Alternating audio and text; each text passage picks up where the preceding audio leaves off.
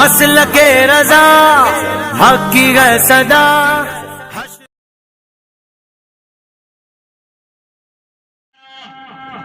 मैं उन नेताओं को आवाज दे रहा हूँ, सरपंचों पंचों को आवाज दे रहा हूँ, जरा सी देर में इकट्ठे हो जाते हैं, फैसला कर देते हैं। उनसे कह रहा हूँ, अगर किसी के बेटे की शादी में डीजे बज रहे हैं, घर में लेटे हुए पंच कान में आवाज जा रही है, पूछना किसके में बज रहे हैं, तो फलाने के में बज रहे हैं। बोले हम क्या करें, हम कुछ नहीं कर सकते। कल मैदान में ऐसा होगा, नफ्स नफ्सी का आलम होगा, पूरा गाँव डीजे सुनेगा, जितना पूरा गाँव पिटेगा उससे दुगना सरपंच और पंच पिटेंगे। अल्लाह फरमाएगा मैंने तुम्हें ताकत दी है, मैंने तुम्हें पावर दी, तुम्हें मैंने पंच बनाया था, लोग तुम्हारी मानते थे, लोग तुम्हारी बात पे अमल करते थे, तुमने लोगों को रोका क्यों नहीं था, तुमने लोगों को मना क्यों नहीं किया। कुछ लोग दिखा दिखी कर देते हैं। बाप कहता है इमाम साहब क्या करें, छोरे मान ही नहीं रहे, मुझे पता ही नहीं चल रहा कब ले आए कहाँ से ले आए। ये तेरी मक्कारी इमाम के सामने चलेगी, लेकिन जब उनके नकीर वहां कब्र में बुर्ज लिए खड़े होंगे तब उनसे ये नहीं कह सकता छोरे मान ही नहीं रहे, मुझे पता ही नहीं था। याद रखो है पंचो, तुम्हारी जिम्मेदारी है, गांव अल्लाह ने तुम्हारे सुपुर्द किया है। पंचो गांव अल्लाह ने तुम्हारे सुपुर्द किया है। जो 5 पंचों या 10 पंचों इलाके के अलग अलग मोहल्ले के अलग अलग पंच होते हैं, उनकी जिम्मेदारी है। अगर जिसके मोहल्ले में नाच हो रहा है, जिसके मोहल्ले में रंडियां आ रही है, जिसके मोहल्ले में डीजे बज रहा है, कल क़यामत के दिन उससे सवाल अल्लाह करेगा, बोल मैंने कुनबा तेरे हवाले किया, बोल कुनबे का पंच मैंने तुझे बनाया, बोल कुनबे में तेरी चलती थी, लोग कुनबे में तेरी मानते थे, जैसे तू कहता वैसे मान लेते थे। बता तेरे होते हुए डीजे बजे क्यों, बता तेरे होते हुए रंडी नाची क्यों, बता तेरे होते हुए ड्रामा हुआ क्यों। अब वो सोच ले पंच क्या कहेंगे,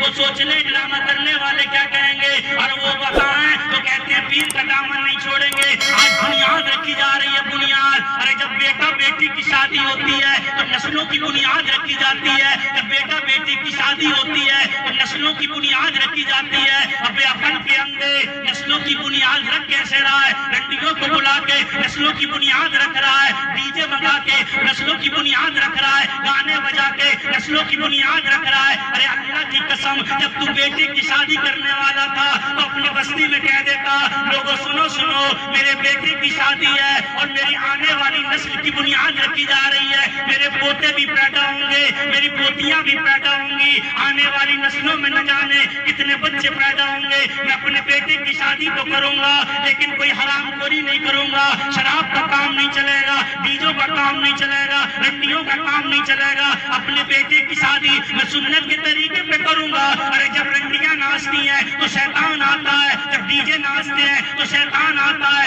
जब नाच होता है तो शैतान आता है। जिन शादियों में नाच होते हैं, डीजे नचाए जाते हैं, रंडियां बुलाई जाती हैं, गाने बजाए जाते हैं, उन शादियों में शैतान आता है। और जिन शादियों में मिलाद मनाया जाता है उसमें शैतान नहीं आता, मदीने का ताजदार आता है। तो ये जाफर शाह के उस समय, और नौजवानों ये बुढ़ा तो बिगड़ा हुआ है, ये नहीं सुधर रहा है, लेकिन तुम तो सुधर जाओ, तुम्हारी नस्ल चलने वाली है। फिर रहा है इमाम साहब के पीछे पीछे, इमाम साहब तावीज कर दियो, मेरी बहू में रखा है, नहीं माने माने के पैसे, बहू कहाँ है, बहू थोड़ी लाया है। तुमने नाच नचवाया घर में, डीजे नचवाया पूरे घर में, रंडियां बुला के तुमने तमाशे करवाया रात भर, अब बहू कहाँ रही हो। अब तो देख तो क्या होता है, नस्लें अगर चलाना है ना, नस्लें अच्छी रखना है और पाक रखना है नस्लें, तो कह दो, बुढ़े भी कहते हैं, और हमारी माँ बहनें भी कम नहीं बिगड़ी हुई है, ये भी इनकी भी शादियां बेटों की तब तक नहीं होती जब तक दरवाजे पे और छत पर डीजे की आवाज और बुमक नहीं होती है। ये भी कहती है हमारा अकेला छोड़ा धूमधाम से करें, और धूमधाम क्या होती है, धूमधाम समझ रहे क्या होती है, कोई धूमधाम अबे अकल की अंधी फिर बाद में कर रही है।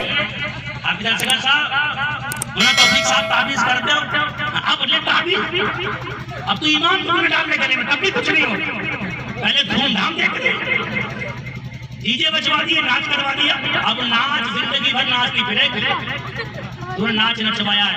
काश ये अम्मा कह देती है, लोगों सुनो मेरा बेटा है, मैंने 9 महीने ने पेट में रखा है, 2 साल दूध पिलाया है, मैं अपने बेटे की नस्लें बर्बाद नहीं होने दूंगी। दोस्त उसके आए कि ना आए, अजीज आए कि ना आए, कुनबे वाले आए कि ना आए, लेकिन मुझे अपने बेटे की शादी में गाँव वालों की फिक्र नहीं करना। अगर फिक्र करना तो मदीने वाले मुस्तफा की फिक्र करना है। अगर फिक्र करना है तो अपने पीर की फिक्र करना है। मुझे शादी ऐसे करना है, अल्लाह की कसम अगर शादियां ऐसे करोगे तो कामयाबी रहोगे। आओ मैं तुम्हें एक वाकया सुनाता चलूं। अब्दुल्ला बिन मुबारक है, अब्दुल्ला बिन मुबारक अल्लाह के बहुत बड़ी बड़ी गुजरे हैं, जिनको अब्दुल्ला बिन मुबारक अमीरुल मोमिनीन फिल हदीस कहा जाता है। अमीरुल मोमिनीन फिल हदीस कहा जाता है।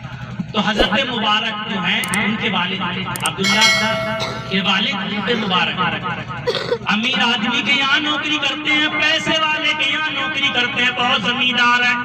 गौर से सुनना, गौर से समझ में आ रही है, समझ में आ रही है? एक मरतबा जोर से बोलो सुभान अल्लाह। सुभान अल्लाह। वो ताऊ की लाठी खड़ी हुई तो एक बात याद आई। एक मौलवी साहब तकलीफ कर रहे थे, टाइम बहुत हो गया। एक आदमी इतनी मोटी लाठी लेकर कभी इधर आया, कभी उधर, कभी इधर, कभी उधर। मौलवी साहब बोले क्या बात है, कैसे घूम रहे हो? ताऊ बोले तू बाहर जा, उससे कुछ नहीं कह रहे हो, मैं तो उसे देख रहा हूँ जिसको बुला कर लाया रजा के फैज से हम गुलसिता में